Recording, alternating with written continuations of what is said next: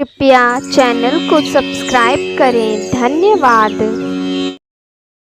प्राचीन काल की बात है। एक गांव में दो बहनें रहा करती थी। एक का नाम था सुखिया और दूसरी का नाम था दुखिया। दोनों का भाग्य उनके नाम जैसा ही था। दुखिया गरीब थी और बहुत दुखी रहती थी। उसके परिवार के पास एक समय का भोजन तक नहीं हो पाता था। सुखिया अमीर थी, बहुत धन दौलत वाली थी और हमेशा सुखी रहती थी। सुखिया और दुखिया दोनों बहनों की शादी एक ही गांव में हुई थी और एक ही मोहल्ले में रहा करती थी। सुखिया के पति का व्यापार अच्छा चलता था और वह बहुत ही धनी था, और दुखिया के पति का काम अच्छा नहीं चलने के कारण वह निर्धन थे। सुखिया को अपने पति के धनी होने के कारण धन का बहुत अभिमान था, किंतु दुखिया बड़ी सरल और सहज स्वभाव की थी। निर्धन होने के कारण भी वह कभी भी भगवान से इस बात के लिए शिकायत नहीं करती थी। सुखिया को दो पुत्र थे और दुखिया को भी दो पुत्र थे। इसी प्रकार से समय बीता और दुखिया के पति का कामकाज अब और भी मंद हो चुका था। अपने कामकाज की चिंता में दुखिया का पति अब निरंतर बीमार रहने लगा था। पति की कमाई बंद होने के कारण दुखिया का घर सही से नहीं चल पा रहा था। इसलिए दुखिया ने बाहर काम पर जाने का निश्चय किया। दुखिया यह सब सोच ही रही थी कि तभी उसे पता चला कि उसकी बहन सुखिया को किसी कामवाली की आवश्यकता है। इसलिए दुखिया ने सोचा कि ऐसा करने से घर की इज्जत भी नहीं जाएगी और मुझे काम भी मिल जाएगा। ऐसा सोचकर वो सुखिया के घर गई और उससे काम मांगने लगी। सुखिया ने सोचा कि उसे दुखिया को नीचा दिखाने के लिए यह एक अच्छा अवसर है, और इसलिए उसने दुखिया को काम पर रख लिया। दुखिया अपनी बहन सुखिया के घर में दिन भर काम करती, कपड़े धोती, खाना बनाती, बर्तन साफ करती और घर के अन्य सभी काम काज किया करती थी। और इसके बदले में उसकी बहन सुखिया उसे फटे पुराने कपड़े, घर का बचा खुचा भोजन और महीने के कुछ पैसे दे दिया करती थी। जब अश्विन मास का जितिया व्रत आया तो दोनों बहनें पूरी निष्ठा से जितिया का व्रत रखती है। व्रत के दिन दुखिया सुखिया के घर में काम कर रही थी। उस दिन उसने सुखिया के घर में चावल फटकार कर उससे जो खुदी निकला वह अपने लिए रख ली और साफ चावल सुखिया को दे दी। फिर साग को चुना, साफ किया और बढ़िया वाला साग सुखिया के लिए रख दी, और जो डंठल था वह अपने लिए रख ली। अब दुखिया ने सुखिया के घर सारा खाना बना दिया और अपने घर चावल की खुदी और साग के डंठल लेकर चली गई। जितिया व्रत के दिन दुखिया के घर में खाने के लिए खुदी का चावल और साग का डंठल बना। रात के समय में दुखिया खाना बनाकर खुद खाई और अपने बच्चों को खिलाई। उसके बाद दुखिया, उसका पति और बच्चे सोने चले गए। आधी रात होती है कि एक बूढ़ी औरत उसके घर पर आकर दरवाजा खटखटाती है। नींद में ही दुखिया पूछती है, कौन है? तब बूढ़ी बोलती है, बेटा हम है। दुखिया ने उठकर फाटक खोला और पूछती है, अम्मा आपको क्या चाहिए? इतनी रात में आप यहाँ किस लिए आई हो? बुढ़िया बोलती है, बेटा मुझे बहुत भूख लगी है, कुछ खाने को दे दो। दुखिया उसे घर के अंदर ले आती है और कहती है, अम्मा हम लोग बहुत गरीब हैं।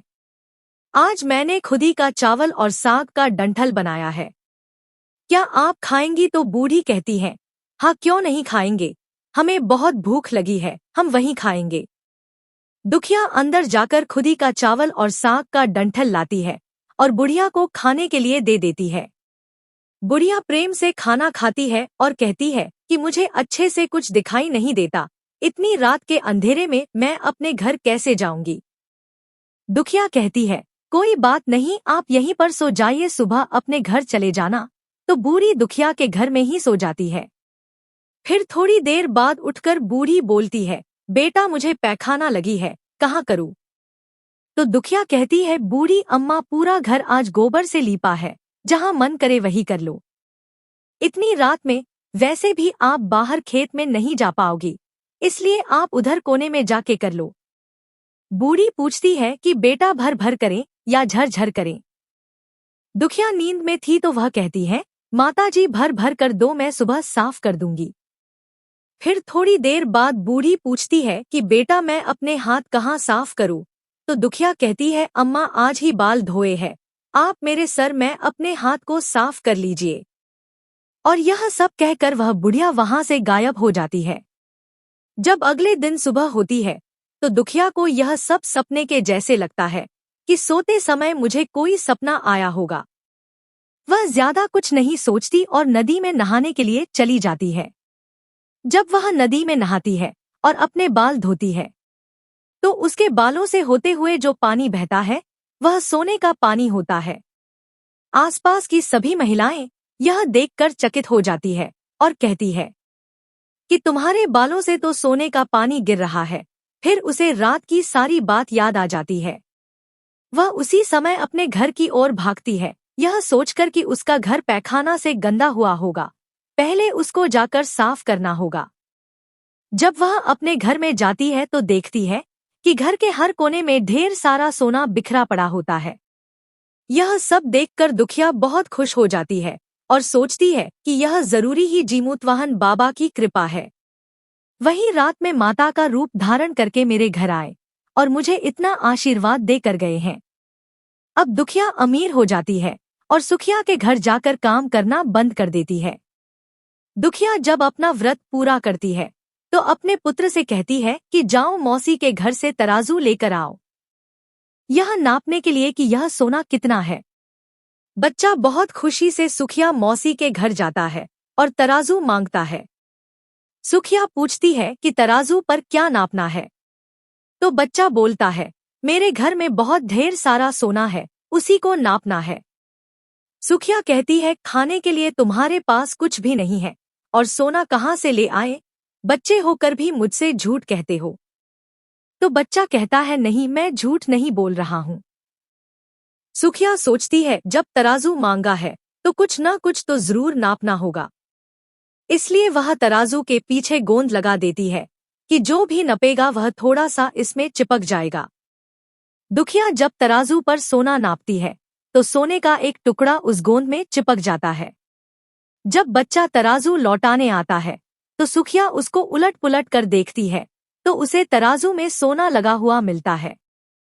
सुखिया सोचती है उसके घर में जरूर कहीं से सोना आया होगा, इसलिए वह कई दिन से काम पर भी नहीं आ रही है।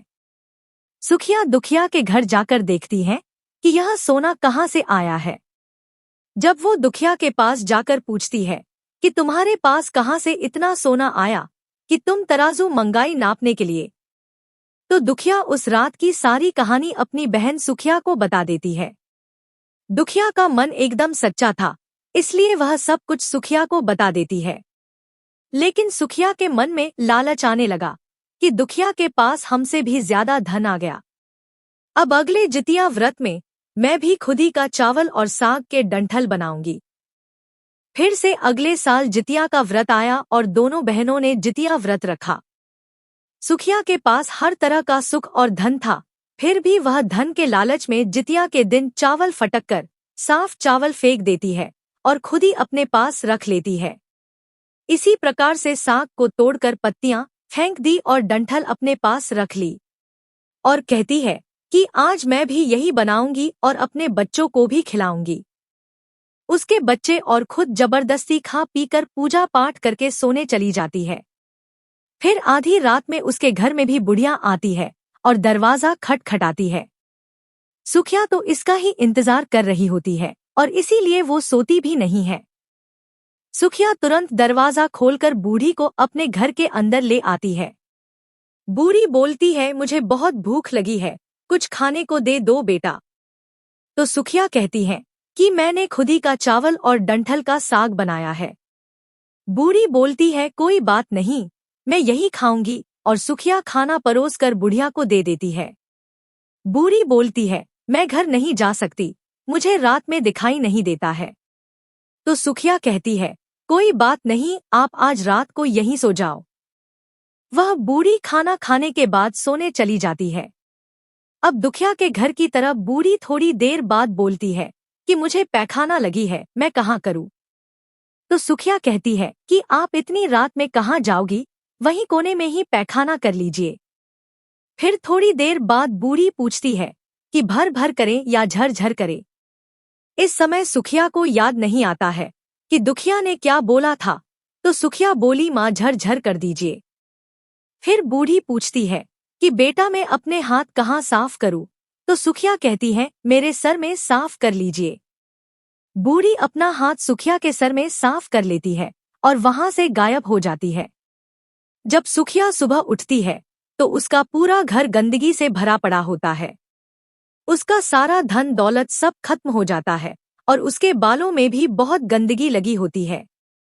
यह सब देखकर सुखिया बहुत दुखी हो जाती है और उसे सुखिया बहुत गुस्सा आता है। वह अपनी बहन दुखिया को बुलाती है और उसको गुस्सा करती है कि तुमने हमसे झूठ क्यों कहा?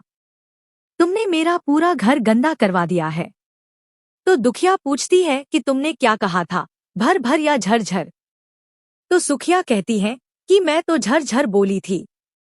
दुखिया कहती है कि यहीं पर तो तुमने गलती करी, और तुम्हारे पास तो सब कुछ था, किसी चीज की कमी नहीं थी, फिर भी तुमने लालच किया। मेरे पास तो कुछ भी नहीं था, तुम्हारे पास सब कुछ था। तुम्हारे घर जीमूतवाहन भेष बदल कर आए, लेकिन फिर भी तुमने उन्हें अच्छा खाना नहीं परोसा।